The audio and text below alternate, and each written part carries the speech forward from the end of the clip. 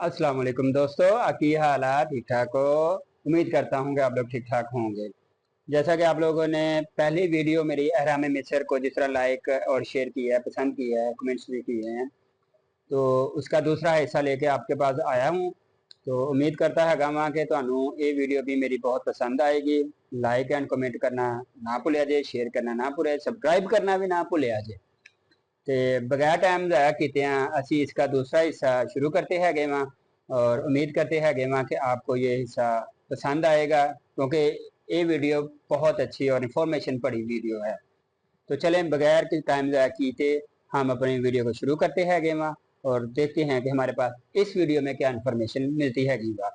तो ये हमारी वीडियो शुरू होगी। 1879 में यानी आज से करीब 1879 150 साल पहले पिरामिड्स के बराबर से एक शख्स गुजर रहा था कि अचानक उसके सामने जैकल आ गया।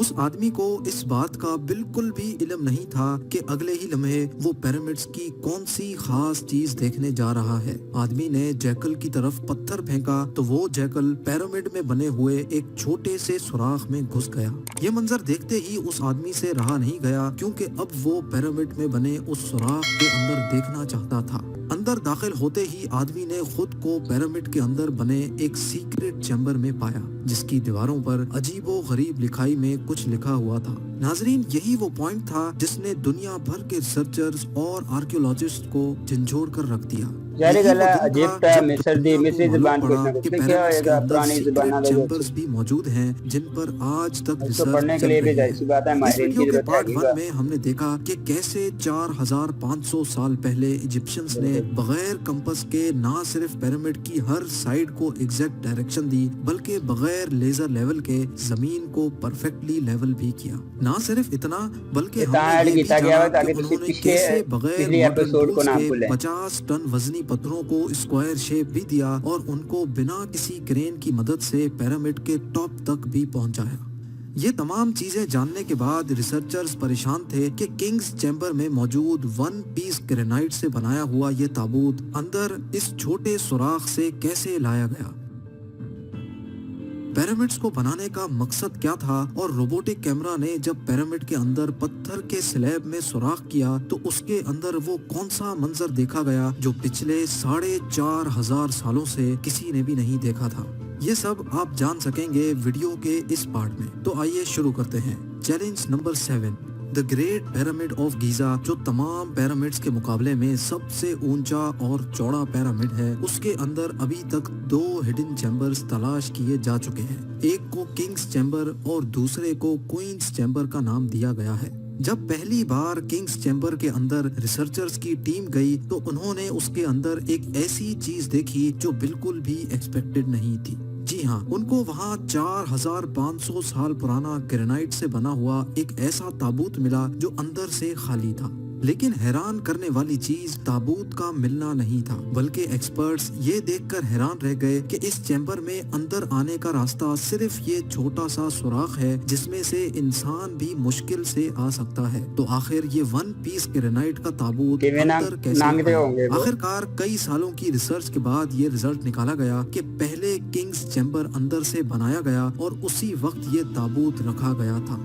उसके बाद चैम्बर को सील करके सिर्फ ये छोटा सा सुराख छोड़ा गया। चैलेंज नंबर 8, आखिर 4500 साल पहले वो कौन लोग थे जिन्होंने पिरामिड्स बनाने का इतना मुश्किल तरीन चैलेंज कंप्लीट किया था? ये एक ऐसा सवाल था जिसके बारे में कई मुख्तलिफ थ्योरीज गर्दिश करती रही हैं। किसी ने बोला कि ये मुश्किल तरीन काम उन गुलामों से करवाया जाता था जो खुद इजिप्शियंस नहीं थे, और उन गुलामों से जोर जबरदस्ती इतना वजन उठवाया जाता और पत्थर तोड़वाए जाते थे। कभी ये बात सुनने को मिलती है कि हजारों साल पहले अर्थ पर एलियंस आए थे जो ये पिरामिड्स बनाकर वापस चले गए। लेकिन एक्सपर्ट्स ने कई सालों की मेहनत के बाद कुछ ऐसा एविडेंस तलाश किया है जिसने ये तमाम थ्योरीज रिजेक्ट कर दी है। जी हाँ, एक्सपर्ट्स ने जब वहाँ मिलने वाले वर्कर्स की हड्डियों और स्केलेटन का मुआयना किया तो उनको एक खास चीज नजर आई। कुछ मजदूरों की हड्डियों पर जोड़ भी लगे थे और कुछ की सर्जरीज भी हो चुकी थी।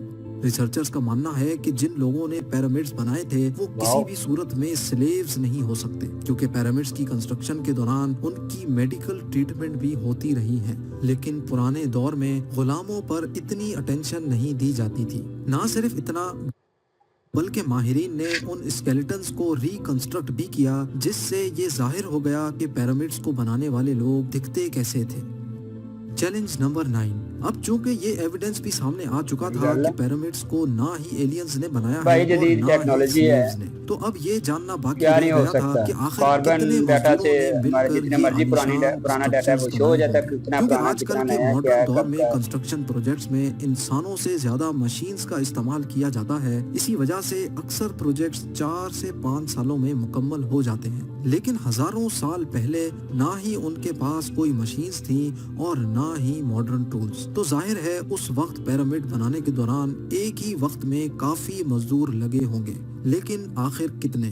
ہسٹری سے یہ بات معلوم ہوئی کہ پیرامڈز کو بنانے میں کم از کم ایک ہی وقت میں 1,00,000 مزدوروں کی مدد لی گئی، اور یہ مزدور پورے ملک سے اکٹھے کیے واو، گئے تھے۔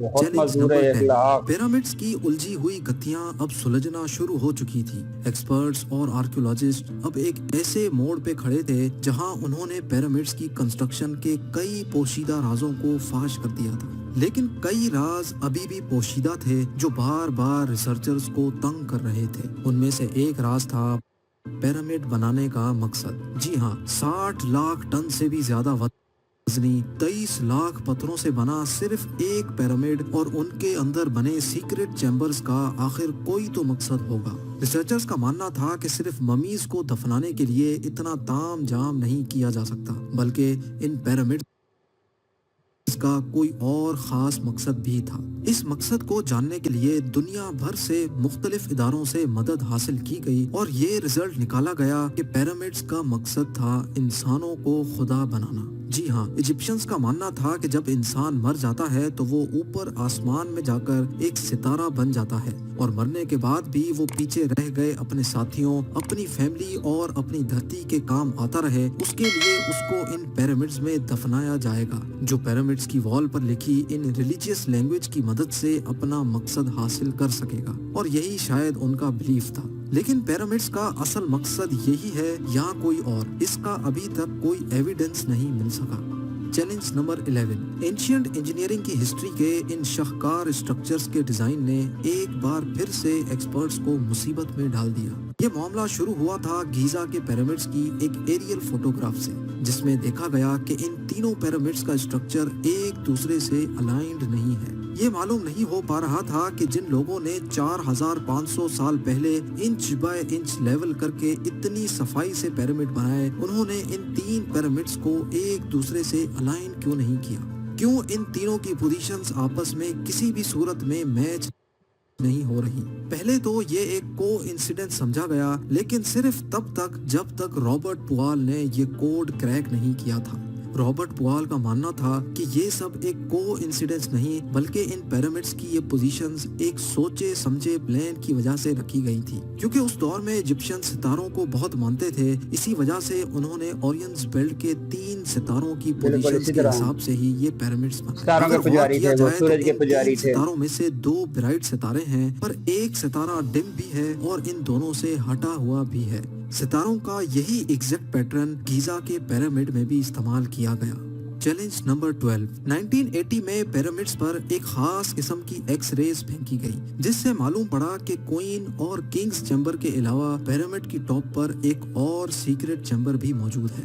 ڈاکٹر زاہی حواس کا ماننا تھا کہ شاید یہی وہ سیکرٹ چیمبر ہے جس کے اندر پیرامڈ کے کئی راز پوشیدہ ہیں۔ اس سیکرٹ چیمبر تک پہنچنے کے لیے 5 سالوں کے ٹائم میں ایک روبوٹک کیمرہ تیار کروایا گیا، جس کو 1993 میں اس چھوٹی سرنگ میں بھیجا گیا۔ ٹھیک 200 فیٹ کے بعد روبوٹک کیمرہ رک گیا، کیونکہ اب اس کے سامنے پتھر کا ایک سلیب تھا جس پر 2 کاپر ہینڈلز بھی لگے تھے۔ لیکن ایکسپرٹس کو ہر قیمت پر سلیب کے اس پار کا منظر دیکھنا تھا جو پچھلے 4500 سالوں سے کسی نے بھی نہیں دیکھا تھا۔ اس کے لیے مزید 8 سالوں کی محنت کے بعد ایک ایسا روبوٹ تیار کیا گیا جس کے آگے ڈرل مشین بھی لگی تھی۔ 2001 میں اس روبوٹ نے لائم سٹون سے بنے سلیب میں باریک چھید کر دیا، اتنا باریک کہ صرف ایک کیمرہ اس میں اندر جا سکے۔ جب کیمرہ نے اس چھید کے اندر دیکھا تو اس کے اندر ایک اور پتھر کا سلیب موجود تھا، لیکن جب کیمرہ کا اینگل زمین کی طرف کیا گیا تو کچھ ایسا نظر آیا جس نے سب کے رونگٹے کھڑے کر دیے۔ जी हाँ, जमीन पर लाल रंग से कुछ खास अल्फाबेट्स लिखे थे। ये अल्फाबेट्स इस छोटे पैसेज को सील करते वक्त 4500 साल पहले लिखे गए थे। ना ही एक्सपर्ट्स को ये लिखाई समझ आई और ना ही उसका मकसद समझ आया। लेकिन डॉक्टर जाही हवास का मानना है कि इस दूसरे स्लैब के उस पार जरूर एक सीक्रेट चैम्बर मौजूद है जो पिछले 4500 सालों से किसी ने भी नहीं देखा। हो सकता है आने वाले चंद सालों में कोई दूसरा एडवांस्ड रोबोटिक कैमरा इस चैम्बर के अंदर देख सके। लो जी दोस्तों, ये वीडियो भी आपके लिए हमने बनाई है और उम्मीद करता हूँ ये आपको वीडियो पसंद आई होगी। और जिस तरह आप लोगों ने पिछली वीडियो को पसंद किया है गावा, उसी तरह इस वीडियो को भी पसंद करें, लाइक एंड शेयर और फॉलो ज़रूर करें। उम्मीद करता हूँ कि आप प्यार जिस तरह कर रहे हैं उस तरह प्यार करते रहेंगे और मिलते हैं इंशाल्लाह अगली वीडियो दे विच। उतनी देर तक के लिए अल्लाह हाफिज़, बाय, टाटा।